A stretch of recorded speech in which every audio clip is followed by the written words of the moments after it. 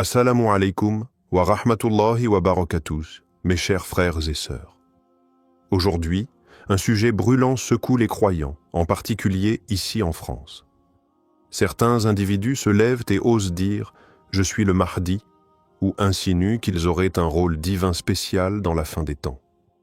Et voilà que Cheikh Al-Koussi, connu pour sa clarté et sa rigueur, lance un message direct à ces prétentions. Frères et sœurs, il est temps de lever le voile sur cette confusion grandissante. Qui est réellement le Mahdi? Que devons-nous comprendre des signes? Et surtout, pourquoi ces revendications peuvent devenir un piège spirituel immense? Dans cette vidéo, je vous apporte une parole ferme mais nécessaire, éclairée par les textes authentiques et renforcée par les sages paroles de nos savants. Préparez-vous à entendre ce que beaucoup n'osent plus dire, car la vérité n'est pas un confort. C'est une lumière. Dans de nombreuses villes françaises, des vidéos circulent, des forums se remplissent, et certains individus, parfois jeunes, parfois influencés par des rêves ou des illusions, commencent à affirmer ouvertement qu'il serait le Mahdi. D'autres n'osent pas le dire frontalement, mais laissent entendre qu'ils détiennent une mission messianique ou un savoir caché destiné à sauver la Oumma. Ces paroles trouvent un écho chez certains frères et sœurs perdus, en quête de repères ou bouleversés par les événements mondiaux. Mais cette vague de prétention n'est pas nouvelle. Depuis des siècles, des individus ont revendiqué ce statut, et à chaque époque, les vrais savants ont dû élever la voix pour alerter. Aujourd'hui, en France, cette réalité s'intensifie, alimentée par les réseaux sociaux, le besoin d'appartenance et parfois une forme de détresse psychologique non traitée. Le problème ne se limite pas à l'illusion d'une seule personne. Ce sont des groupes entiers qui commencent à se structurer autour de ces figures autoproclamées. Des discours ésotériques se diffusent, mélangeant vérité et mensonge, religion et manipulation. Et pour les musulmans sincères mais peu formés, il devient difficile de faire la part des choses. Frères et sœurs, ces situations ne sont pas à prendre à la légère.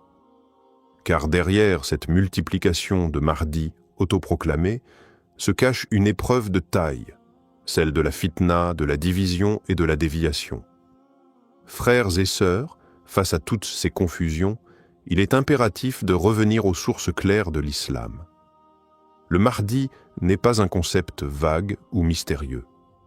Il a été décrit avec précision par notre prophète Mohammed, paix et bénédiction d'Allah sur lui, dans plusieurs hadiths authentiques. Le Mahdi sera un homme parmi les descendants du prophète, issu de la lignée de Fatima, la fille du messager d'Allah. Son nom sera Muhammad, fils d'Abdullah. Il ne sera ni un homme qui se proclame lui-même, ni une personne qui cherche le pouvoir. Au contraire, il fuira les responsabilités jusqu'à ce qu'on l'y contraigne, selon les récits prophétiques. Il viendra à une époque de troubles profonds, de guerre et d'oppression. Il ne surgira pas sur les réseaux sociaux, ni au travers de slogans mystérieux. Sa reconnaissance sera collective et authentique, appuyée par des signes clairs et irréfutables. Il établira la justice sur terre après que l'injustice l'aura envahi. Il ne se distinguera pas par ses propres paroles, mais par la force d'Allah et le soutien que lui accorderont les vrais croyants. Il n'aura pas besoin de prouver son rôle, car les événements divins le confirmeront. Il est donc impensable de voir un homme sans aucune science, sans ascendance claire, sans signe prophétique visible, se lever dans une ville de France ou d'ailleurs et dire « c'est moi ». Cela va à l'encontre de tout ce qu'ont transmis les compagnons, les savants et les générations successives. Le Mahdi n'aura rien d'un charlatan ou d'un opportuniste. Il sera un serviteur humble, un chef guidé, reconnu par les pieux et soutenu par le décret d'Allah, non par ses propres affirmations. Le Cheikh Al-Koussi, connu pour sa franchise et son engagement envers la vérité, a récemment pris la parole avec une fermeté remarquable. Face à la multiplication de discours ésotériques et de prétentions autour du Mahdi, il a lancé un message direct, sans ambiguïté. Le Mahdi n'est pas toi. Cette phrase, courte mais puissante, s'adresse à tous ceux qui, de près ou de loin, nourrissent l'idée qu'il pourrait être ce personnage attendu.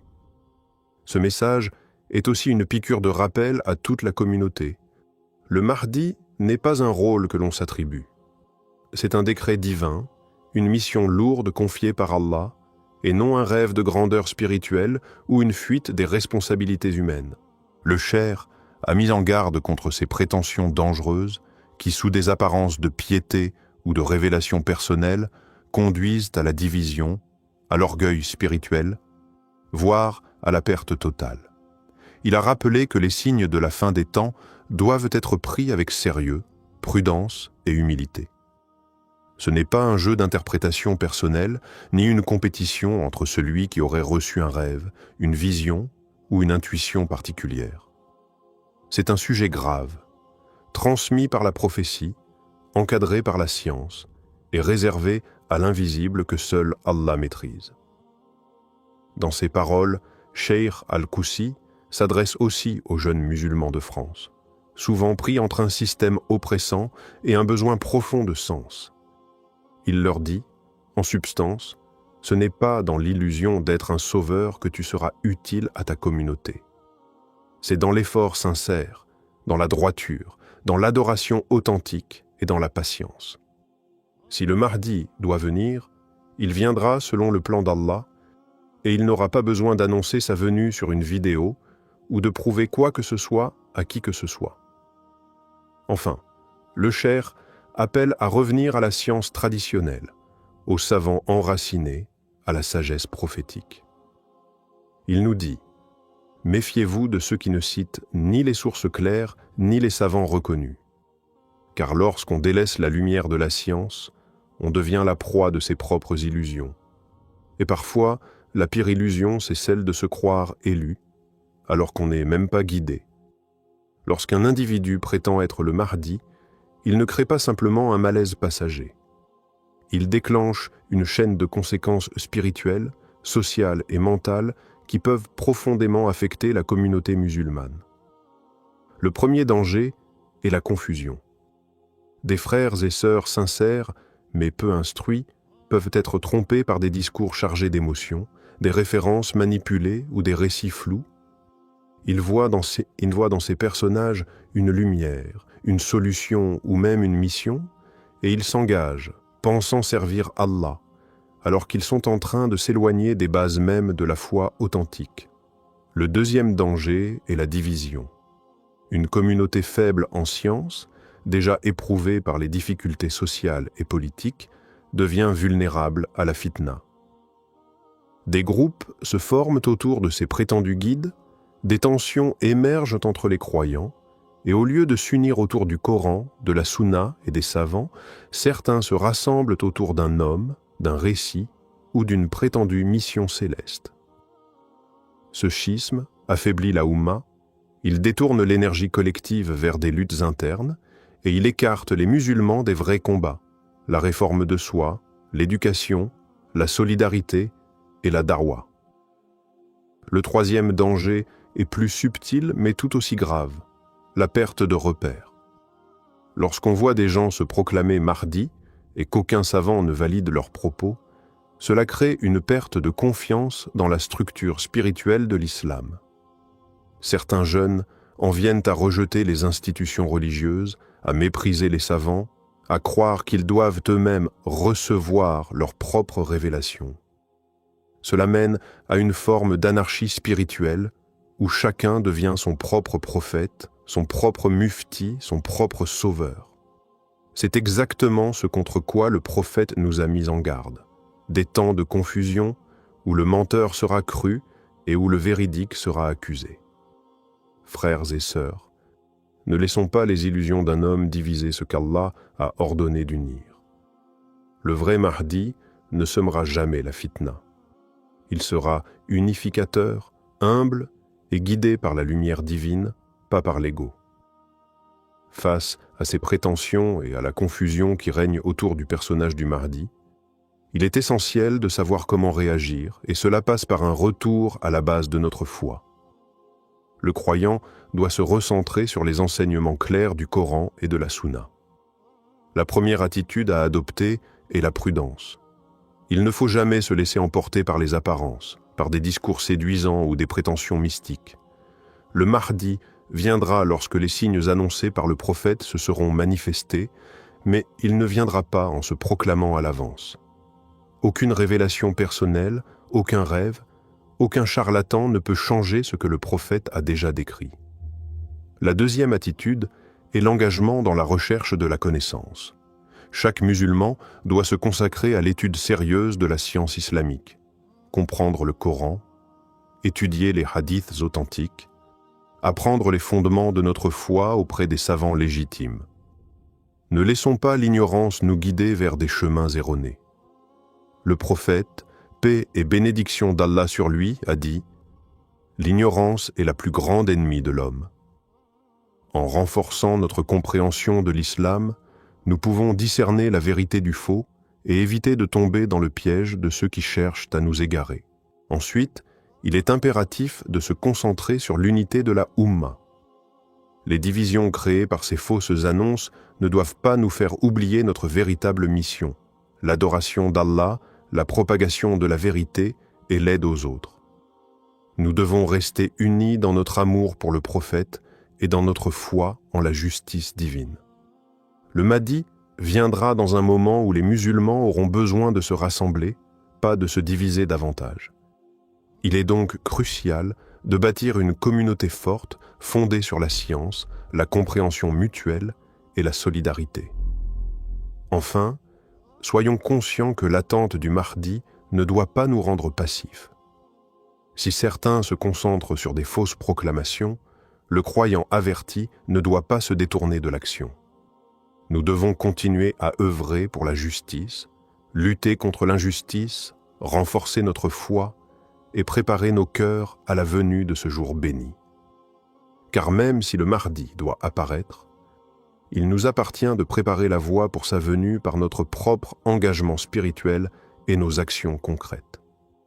Frères et sœurs, à travers tout ce que nous avons abordé aujourd'hui, il est clair que la question du Mahdi n'est pas à prendre à la légère. Comme l'a souligné Cheikh Al-Koussi, le Mahdi viendra, mais il n'est pas celui que certains prétendent être. Nous devons être vigilants face à ceux qui cherchent à semer la confusion et à tromper les musulmans en prétendant détenir la vérité sur la fin des temps.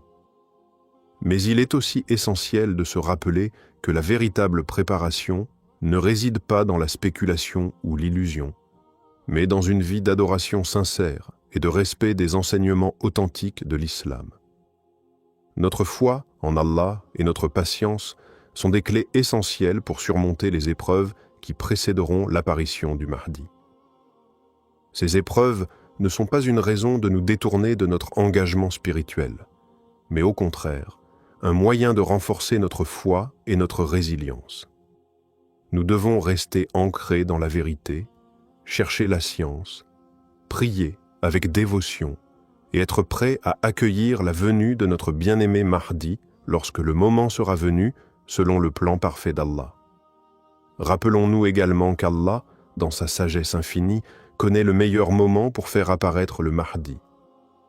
Ce n'est pas à nous de prédire, mais à nous de nous préparer.